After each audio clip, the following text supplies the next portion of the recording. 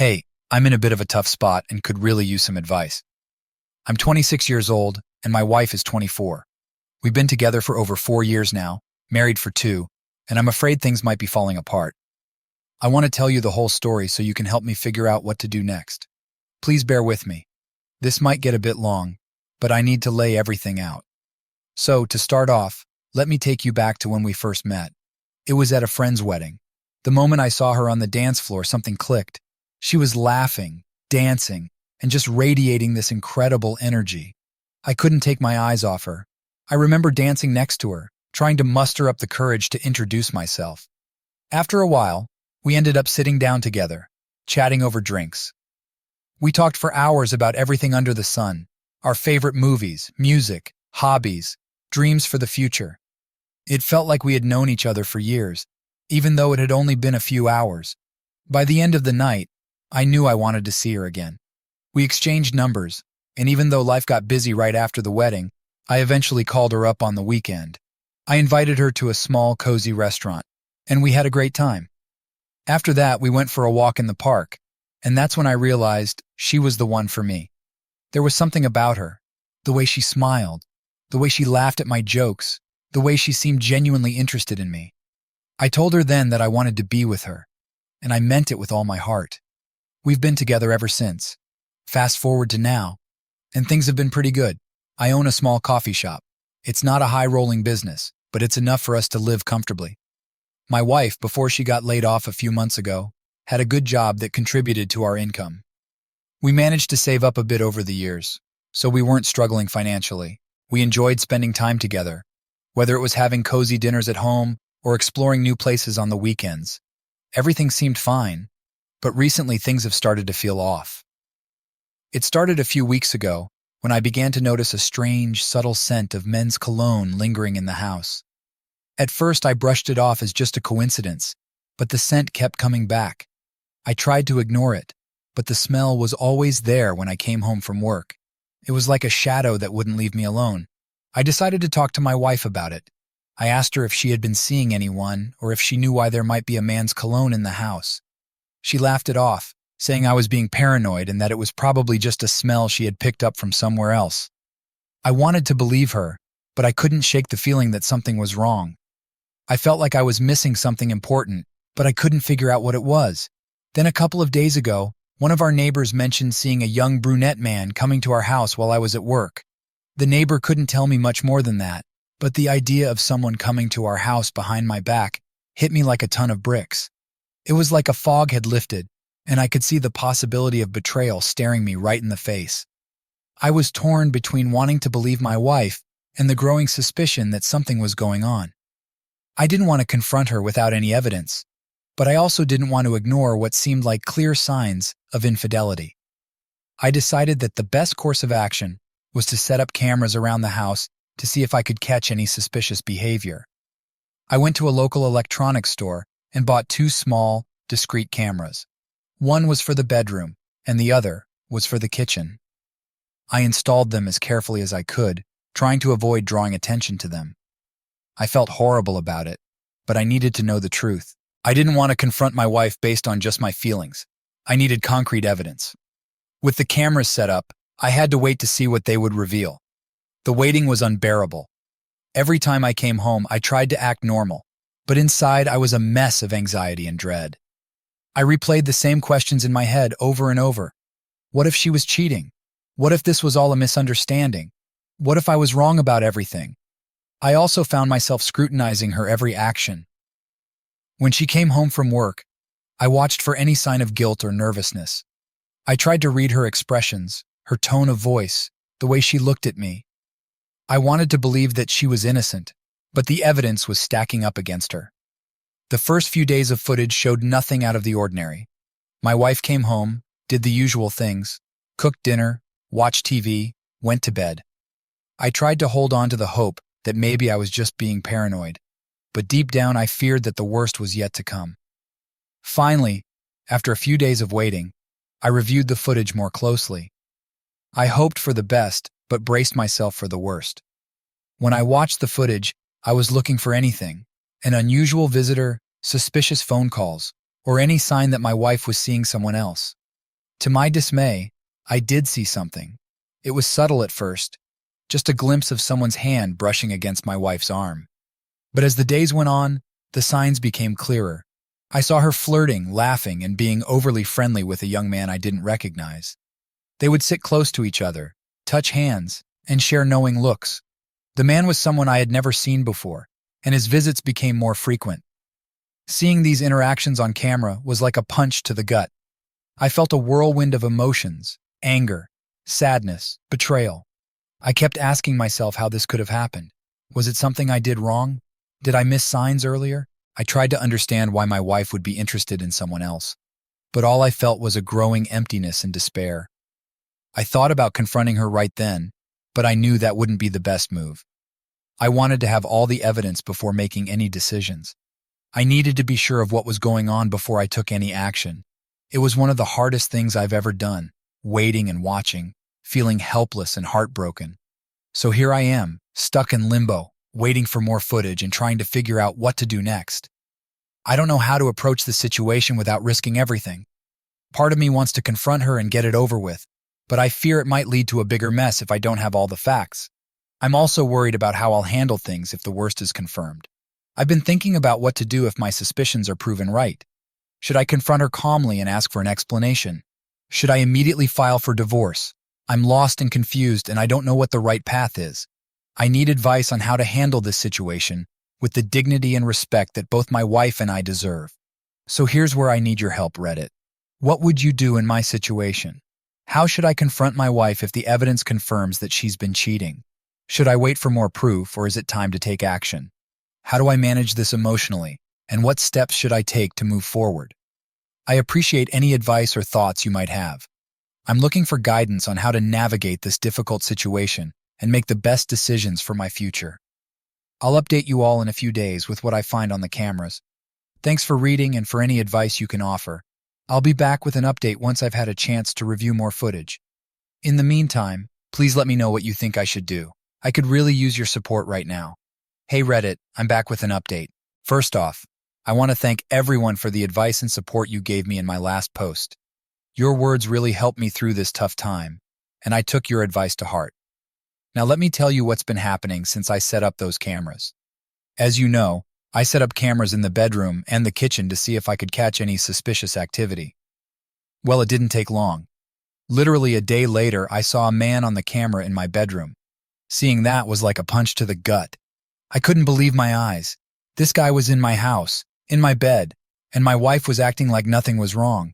I didn't know what to do at first. The shock of seeing that image on my screen was paralyzing. I felt a wave of anger, sadness, and betrayal wash over me, but I knew I had to keep it together. After work that day, I told my wife that I was feeling a bit off and needed to sleep on the sofa to get some rest. She didn't seem to suspect anything, which made me even more suspicious. The next step was finding a divorce lawyer. I couldn't just let this slide. I needed to prepare myself for the worst. I spent hours searching online, reading reviews, and making calls. Eventually, I found a lawyer who seemed experienced and trustworthy. I dropped off the evidence I had gathered from the cameras and told him my story. He said he needed some time to go through everything and come up with a plan. My wife went to the store one day and forgot her phone at home. It was the perfect opportunity to find out more. I quickly picked up her phone and started looking through her messages. To my shock, I found she had installed a dating app called Tinder. We're married and she's out there looking for a boyfriend. I scrolled through her messages and found a conversation with a guy named Jake. He was 22 years old, and they had been texting for over a month. They exchanged flirty messages, made plans to meet up, and even shared some intimate photos. I felt sick to my stomach reading those messages. The betrayal was worse than I had imagined. I took several screenshots of their conversations and transferred them to my phone. Just as I was finishing up, my wife came back from the store. I felt a rush of panic but managed to stay calm. I told her I knew everything and threw all the evidence on the table, the screenshots, the camera footage, everything. She started crying and apologizing, saying she didn't mean to hurt me and that it was a mistake. But I didn't believe her anymore. Her tears felt empty and meaningless after everything I had discovered. I couldn't trust her words or her actions. I packed her things and told her to leave. She pleaded with me to give her another chance, but I was done. The love and trust we once had were shattered. I couldn't look at her the same way anymore. Kicking her out of the house was one of the hardest things I've ever done. Despite everything, a part of me still loved her, but I knew I couldn't let her stay after what she did.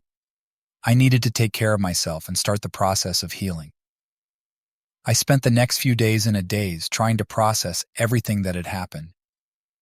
I couldn't believe that my wife, the woman I loved and trusted, had betrayed me like this.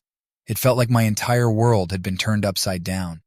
Every corner of the house reminded me of her, of us, and the life we had built together. But now, all I saw were the lies and deceit. My lawyer got back to me with a plan. He advised me to gather as much evidence as possible and to be prepared for a potentially long and difficult divorce process. I shared everything I had, the camera footage, the screenshots, the conversations. He assured me that we had a strong case, but it would take time to sort everything out. I also had to deal with the practical aspects of separation, changing locks, updating financial information, and ensuring that my business remained unaffected by the turmoil in my personal life. It was exhausting, but I had to keep going. I couldn't afford to let this situation ruin every aspect of my life. As I moved through each day, I found myself reflecting on our relationship and trying to pinpoint where things went wrong. Were there signs I missed? Was there something I could have done differently? It was a constant battle between self-blame and accepting that her actions were her own. I thought about the night we met, how perfect everything seemed, and how we had built a life together. It was hard to reconcile that image with the reality of what she had done. But I knew I couldn't dwell on the past. I had to look forward and focus on rebuilding my life. I also threw myself into my work. Running the coffee shop became my refuge, a place where I could distract myself and focus on something positive. My customers and staff became an unexpected source of support. They didn't know the full story, but their kindness and normalcy provided a much-needed anchor in my chaotic life. So now I'm turning to you again, Reddit. You helped me before, and I need your advice now more than ever. How do I continue to move forward? What steps can I take to rebuild my life and trust in others? Have any of you been through something similar, and how did you handle it? I'm open to any tips or suggestions you might have. I'll keep you updated as things progress. For now, I'm taking it one day at a time and trying to find my footing in this new reality. Thank you for listening and for your continued support. Your words mean more to me than you know. Hey Reddit, I'm back with another update. First off, I want to thank everyone again for the advice and support. Your words have been a beacon of light in these dark times. Here's what's been happening since my last post. After kicking my wife out, the next step was to tell my parents. I called them and said we needed to meet. We agreed to meet at a cozy cafe we all like. Sitting there with them, I felt a knot in my stomach. My parents have always thought that my wife and I had a great relationship. Breaking the news to them was going to be tough. When I finally told them that my wife and I were breaking up because she cheated on me and we were going to court, they were shocked. They couldn't believe it.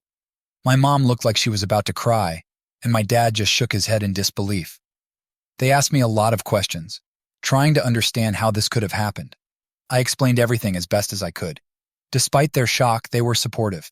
They told me that if I needed any help, I could always call them. It was a relief to hear that, but it didn't make the situation any easier. Next, I had to tell my friends. I wasn't sure how they would react, but I needed to be honest with them. When I broke the news, everyone was surprisingly understanding. They expressed their shock and disbelief, but they were all supportive. Some of them shared their own stories of betrayal and heartache, which made me feel a little less alone. It was comforting to know that I had a solid support system. I also needed some time to unwind and think about my next steps. I called my brother and told him I needed to rest and clear my head. We decided to go out for a beer at a local bar. We talked about everything, the betrayal, the upcoming court case, and what I should do next. I ended up getting so drunk that I barely made it home. My brother had to help me into the house and onto the sofa. I felt terrible the next morning, but it was good to get all of that off my chest and have someone to vent to. Sometimes you just need to let loose and forget about your troubles for a while. After that rough night, I decided it was time to take care of myself. I scheduled an appointment with my doctor to make sure everything was okay. The stress of the situation had been weighing on me, and I wanted to make sure it wasn't affecting my health. Thankfully, after a thorough checkup, The doctor told me everything was normal. Hearing that was a huge relief. It gave me the reassurance I needed to keep moving forward. Over the weekends, I started to find new ways to relax and take my mind off things. I reconnected with some friends and we started playing table tennis. It's something I used to love doing, but I hadn't played in years. Getting back into it was a great way to de-stress and have some fun. We spent hours playing, laughing, and just enjoying each other's company. It was a reminder that life goes on and that there are still plenty of things to enjoy, even when you're going through a tough time. This whole experience has been a roller coaster of emotions. From the shock of discovering my wife's betrayal to the painful process of dealing with the fallout, it's been one of the hardest things I've ever had to go through. But with the support of my family and friends, I'm slowly starting to find my footing again. I'm taking things one day at a time and trying to focus on the positive aspects of my life. It's not easy, and there are still moments when I feel overwhelmed by it all, but I'm determined to move forward and rebuild my life. Thank you all for being here with me through this journey. Your advice and support mean more to me than I can express. I'll be back with another update soon. Until then, take care and keep your loved ones close. Thank you all for listening and supporting me through this difficult time. I'll keep you posted on how things progress. See you in the next update. Hey Reddit, I'm back with another update. A lot has happened since my last post, and I want to share it with you all. Your support and advice have been invaluable, and I appreciate every single one of you who has reached out or left a comment. Here's what's been going on. A few days ago, my lawyer contacted me to let me know that the divorce documents were ready and we needed to set a court date. Hearing this news was a mix of relief and anxiety. It felt good to know that things were moving forward, but the reality of going to court and officially ending my marriage was daunting. I reached out to a mutual friend who still communicated with my wife. Through this friend, we managed to agree that the trial would be held in 20 days. It was strange negotiating this through someone else, but it was the only way.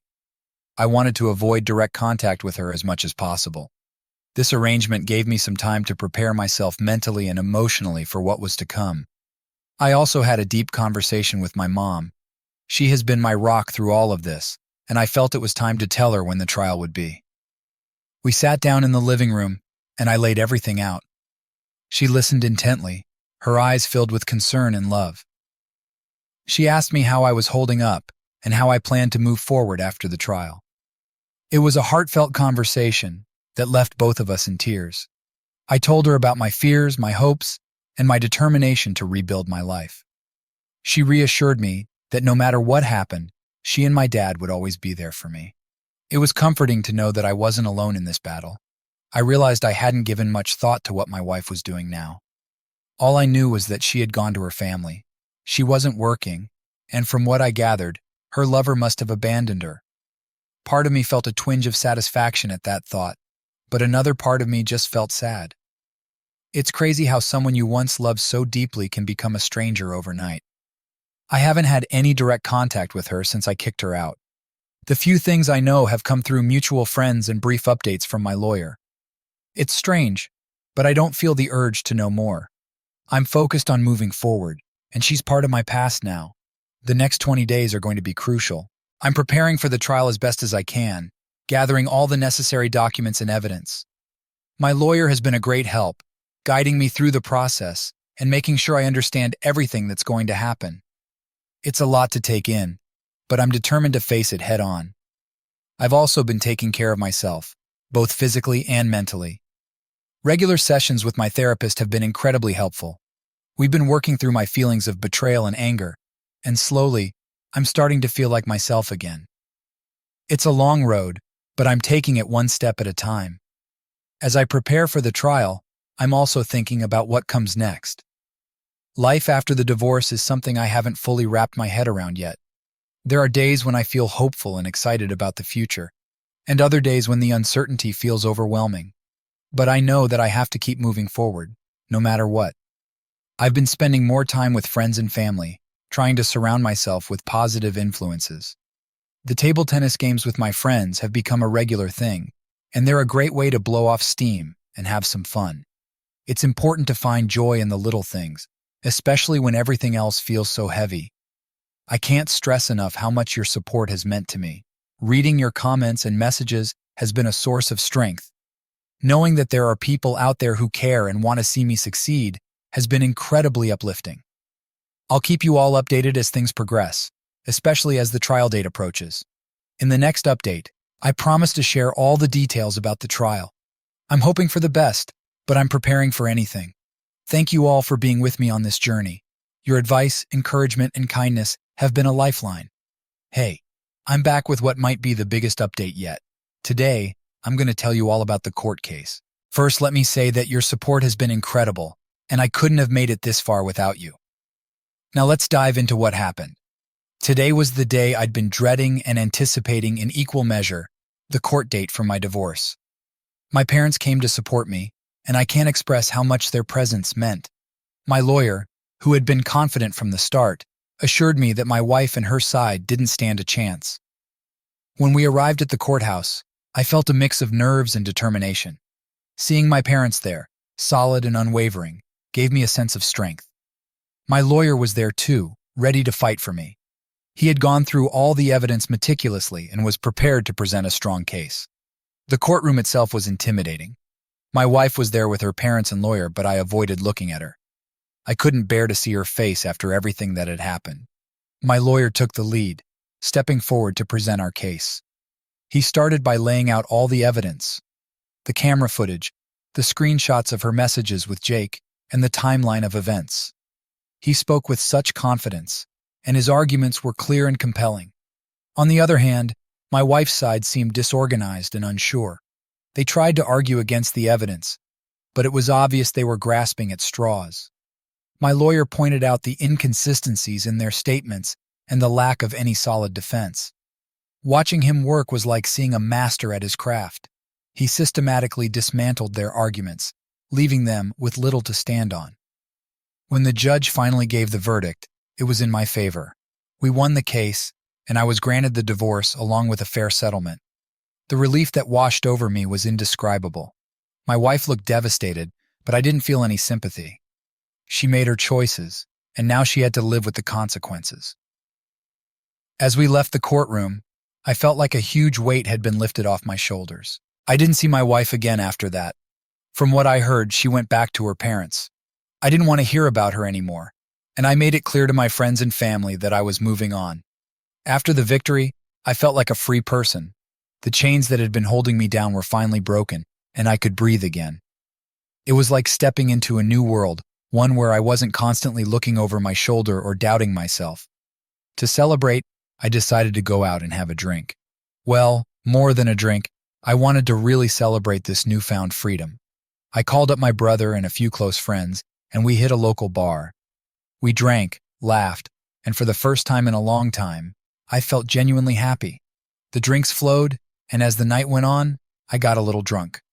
Okay, maybe more than a little, but it felt good to let loose and just enjoy the moment.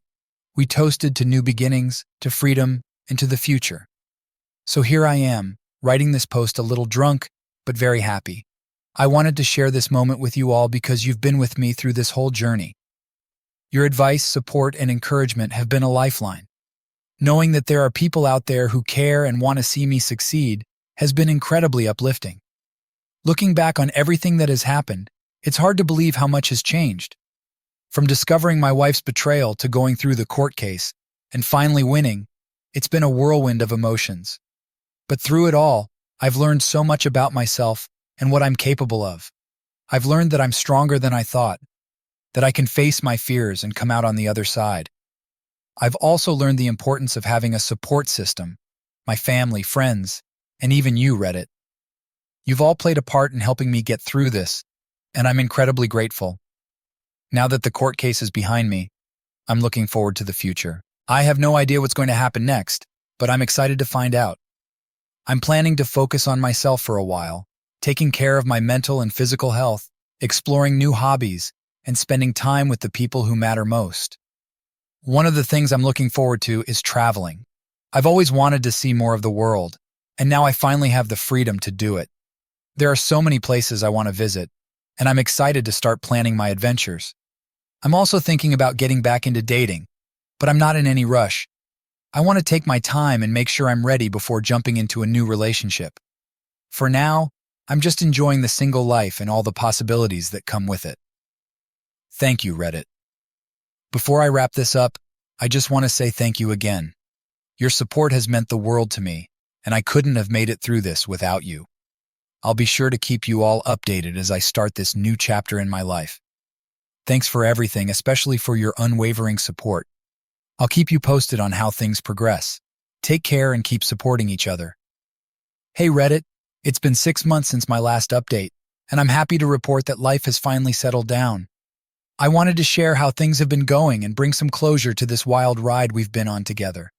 Your support has been incredible, and I can't thank you enough. So where do I start? It's been a whirlwind of change, but I'm glad to say that things have smoothed out. After the court victory, I took some time to focus on myself, my business, and my relationships with friends and family. It wasn't always easy, but it was worth it. Life has taken on a new rhythm, and I'm finally feeling like I'm in a good place. I've been working hard at my coffee shop, and it's thriving. My regulars are more than customers. They're like a second family. Every day I walk into the shop, I'm greeted with familiar faces, warm smiles, and the comforting aroma of freshly brewed coffee. It's my sanctuary, and it feels great to be back in the groove. But not everything has been smooth sailing. One day, out of the blue, I got a call from a number I didn't recognize. It was one of my friends, sounding oddly formal.